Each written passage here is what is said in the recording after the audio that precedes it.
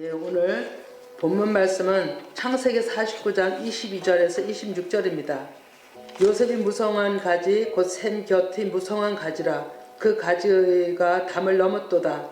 활 쏘는 자가 그를 학대하며 적개심을 가지고 그를 쏘았으나 요셉의 활은 도리어 굳세며 그의 팔은 힘이 있으니 이는 야곱의 전능자 이스라엘의 반석인 목자의 소원을 힘입음이라.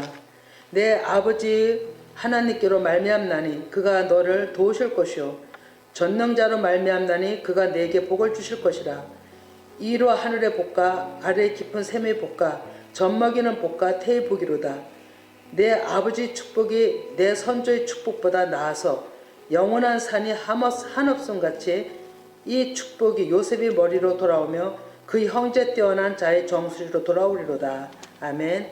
네, 오늘 이 말씀을 가지고 1월 1일 첫날에 말씀을 나누게 돼서 참 감사합니다. 그래서 창세기 49장은 야곱 아버지가 생애를 마치면서 12 아들을 오라 하여 하나님께서 주시는 대로 먼 앞날을 예언으로 마지막 유언을 합니다. 그런데 창세기 49장 10절에 유다 넷째 아들에게 하신 유언은 규가 떠나지 않을 것이며 통치자의 지팡이가 그 발사에서 떠나지 아니하기를 실로가 오시기까지 이르리니 그에게 모든 백성이 복종하리라 라고 말씀하십니다. 또 요셉을 향한 예언에도 이스라엘을 반석인 목자의 손을 힘입음이라 하셨죠. 두 예언을 보면 통치자가 두 분이 나오는 것 같습니다. 그러나 한 분을 말씀하고 있죠.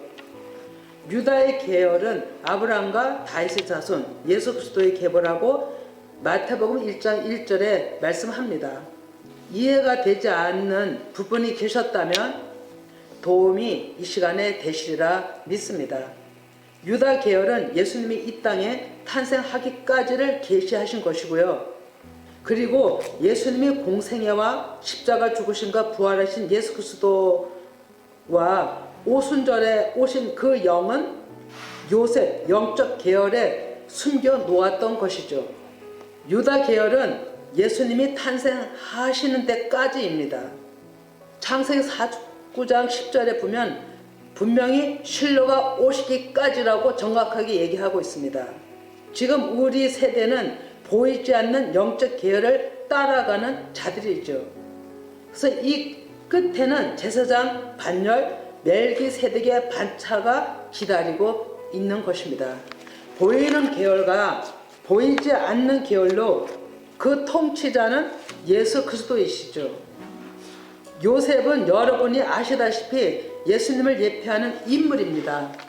요셉의 축복은 곧 예수님의 사역을 말씀하고 계십니다. 요셉의 아버지 야곱이 성령에 의하여 예언하신 것이죠. 그래 예언대로 오늘날 하나님은 성취하고 계시기 때문에 꼭 주목해야 할 필요가 있는 것입니다. 그래 무성함은 히브리어로 파다, 열매를 맺다라는 의미가 있어요. 그리고 가지는 뱀, 아들, 후손, 민족, 가지 이런 사전적 의미가 있는데 곧 가지는 예수 그리스도를 뜻합니다. 기름 부음 받은 지정된 태어나는 것의 재창조 의미를 가지고 있죠. 그래서 이사야 11장 1절에 이새의 줄기에서 한 싹이 나며 그 뿌리에서 한 가지가 나서 결실할 것이요 라고 예수님을 가리키고 있죠. 또 창세기 49장 22절에 보면 생곁에 무성한 가지라 이 말씀의 증거는 계시록 22장 1절에서 2절에 답을 합니다. 또한 그가 수정같이 맑은 생명수의 강을 내게 보이니 하나님과 및 어린 양의 보좌로부터 나와서 길 가운데로 흐르더라. 강 좌우에 생명나무가 있어 12가지 열매를 맺되 달마다 그 열매를 맺고 그 나무 잎사귀들은 만국을 치료하기 위하여 있더라. 아멘. 그래 이 말씀은 첫 열매 대신 예수 그리스도이시고요. 예수님의 영을 가진 제자들을 뜻합니다. 이 가지가 담을 넘었도다. 또 이 뜻은 번성을 의미하는 건데요. 열방의 복음으로 막힌 국경선을 넘어 복음 전파를 뜻합니다. 육신적인 원수인 담을 넘어 초월하는 것이죠. 그래 본질적인 것은 초보에서 장성한 자가 된다는 것이죠. 그 담이 제거되고 무너져 마음문이 열림으로 하나님께로 나아갈 수 있는 하나님의 아들들이 되는 것이죠. 히브리서 10장 20절에 그 길은 우리를 위하여 휘장 가운데로 열어놓으신 새로운 살길이요 휘장은 곧 그의 육체니라고 말씀합니다. 막힌 담을 예수님의 몸이 찢겨짐으로 열린 것입니다. 창세기 49장 23절에 할 쏘는 자가 그를 학대하며 적개심을 가지고 그를 쏘았으나 요셉이 하는 도리어 굳세게 그의 팔은 힘이 있으니 라고 말씀하죠. 그럼 할 쏘는 자는 히브리어로 해치인데 찌르는 것, 상처, 예수님을 때리고 십자가 처형에 넘긴 바리새인, 서기관, 제사장들을 뜻한 것입니다. 그들의 무지함이 예수님을 학대하며 원수가 되어 박해와 증오로 죽이기까지 하는 상황을 예언한 것이죠. 우리가 표면적으로 이 문자적으로 볼 때는 이런 비밀이 숨겨 있는지를 우리는 깨닫기가 힘든 겁니다. 그래서 하나님의 계시는 영의 시대로 하나님 나라 완성하기까지를 기록하고 있는 것이죠. 그런데 놀라운 것은 그들의 칼날과 할에도 불구하고 오히려 굳세다라고 예언적 말씀을 하고 있죠. 역설인 겁니다. 그래서 죽음에서 부활을 감춰 놓으신 것입니다. 그래서 이 이기신 증거가 부활로 말미암아 영원한 생명을 주시는 왕으로 하늘 보좌에서 영원한 통치권과 다스림의 권세를 얻는 것입니다. 그의 팔은 힘을 가진 전능자의 능력을 뜻하는 거죠.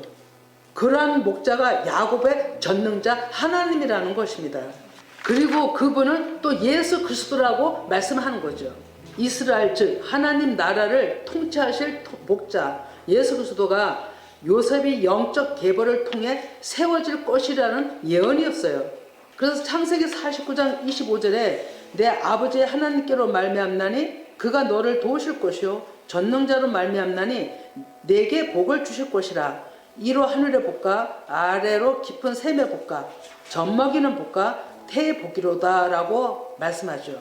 그러면 임마누엘 하나님으로 오셔서 우리와 함께 하시고 보호하시며 방패가 되사 구원하시는 복은 오직 전능자이신 하나님으로만이 이루어진다는 것을 말씀하고 있죠. 오늘 본문에서 하늘의 복을 주시는 네 가지를 말씀하는데요. 첫째는 이로 하늘의 복. 이것은 하나님의 영, 예수 그리스도의 영을 주시겠다는 약속입니다. 그리고 제일 중요한 복인데요. 성령 세례를 말씀하고 있는 거예요. 그러면 두 번째는 아래 깊은 샘의 복인데요. 이 깊음이란 뜻은 태음이란 히브리어를 가지고 있는데 뜻이 몹시 떠들썩 파괴 이런 뜻을 가지고 있어요. 이것은 가장 짙은 어두운 세상 바다를 뜻하면서 그 한란과 혼란한 비진리 가운데서도 하나님의 영으로 말씀으로 음부를 정복하시고 주님의 백성들을 찾아 건져내신다는 뜻을 포함하고 있습니다. 그래서 세 번째는 젖먹이는 복인데요. 어두운 세상에서 건져내어 오염되지 않은 말씀으로 양육하신다는 말씀이에요. 그럼 네 번째 태복은 양육함으로 영적인 자녀를 계속 낳고 하나님의 나라를 확장하고 새 예루살렘으로 만들어가는 데까지를 얘기를 하고 있는 거예요. 그래서 요한일서 5장 1절에 예수께서 그리스도이심을 믿는 자마다 하나님께로부터 난 자니 또한 낳으신 이를 사랑하는 자마다 그에게서 난 자를 사랑한다라고 말씀하시죠. 또 디모데후서 2장 2절에도 또 내가 많은 증인 앞에서 내게 들은 바를 충성된 사람들에게 부탁하라. 그들이 또 다른 사람들을 가르칠 수 있으리라. 아멘. 제자화 만드는 것입니다. 젖먹이는 복은 진리의 말씀을 깨달아 그 영의 말씀으로 전하여 여자에서 남자로 즉 초보에서 장성한 자로 만들어가는 창조의 역사입니다. 이 일을 하나님으로부터 임받는 것이 제사장들이요 제자들의 수준입니다. 그래서 영적인 말씀을 깨달아 하나님의 일을 하는 것이 창세기 1장 28절에 이미 하나님은 최상의 복을 말씀하고 계셨죠. 말씀을 보면 하나님이 그들에게 복을 주시며 하나님이 그들에게 이르시되 생육하고 번성하여 땅에 충만하라. 땅을 정복하라. 바다의 물고기와 하늘의 새와 땅에 움직이는 모든 생물을 다스리라 하시니라. 아멘. 이 말씀을 아담에게 주셨던 말씀이죠. 영적 하늘의 축복입니다. 신약에서는 마태복음 28장 19절에서 20절에 제자들에게 말씀하신 부분인데요. 모든 민족으로 제자를 삼고 성부와 성자와 성령의 이름으로 세례를 베풀고 또 가르치고 지키게 하라고 당부하죠. 하나님은 영원한 이 축복을 어느 시대나 주시길 원하셨죠. 그러나 사람의 불순종으로 무산되었고 자기들 좋아하는 제 길로 모두 거의 다 갔죠.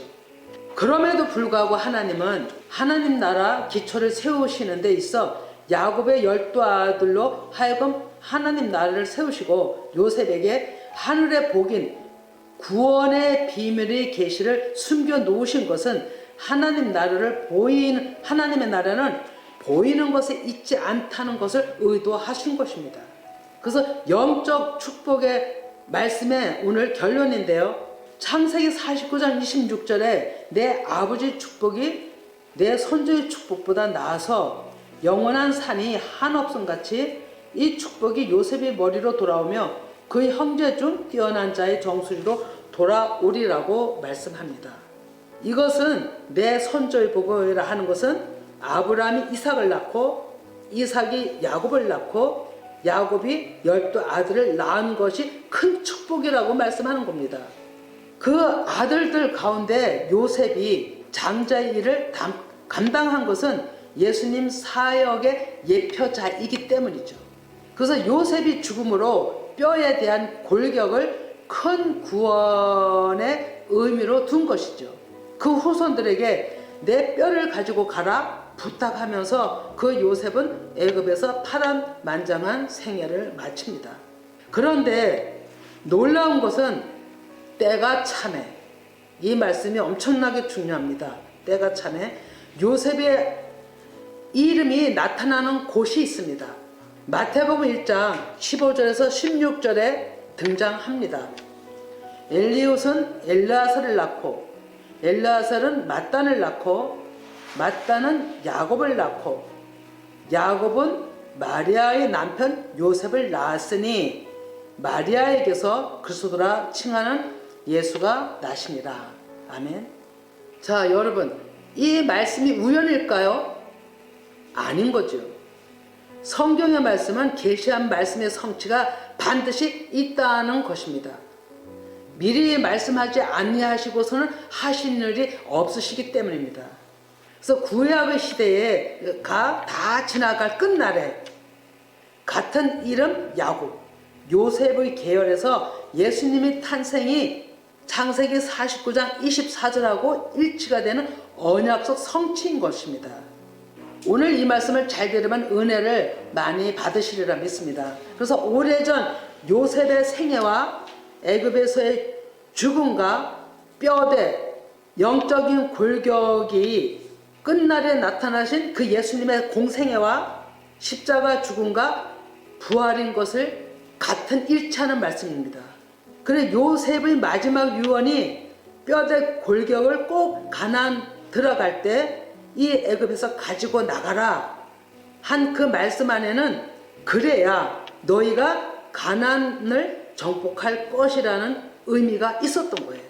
그 뼈대 골격은 부활하신 예수 그리스도 하나님 나라를 뜻하는 겁니다.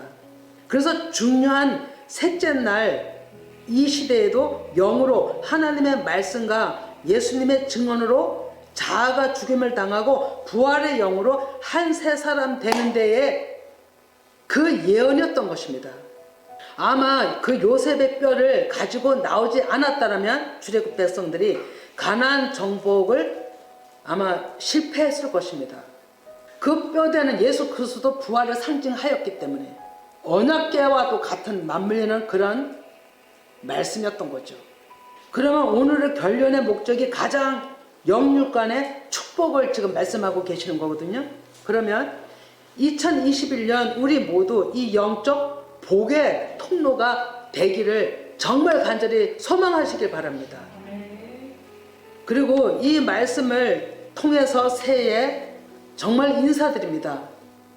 아무리 어려워도 이 난간을 잘 이기고 모두 나가자고, 그리고 하나님 아버지 말씀 앞에 떠나지 않기를 부탁드리는 것입니다. 그래서 오늘 이 말씀을 가지고 우리 모두가 힘차게 이 말씀을 붙들고 새해를 향하시는 저와 여러분이 되기를 소망합니다.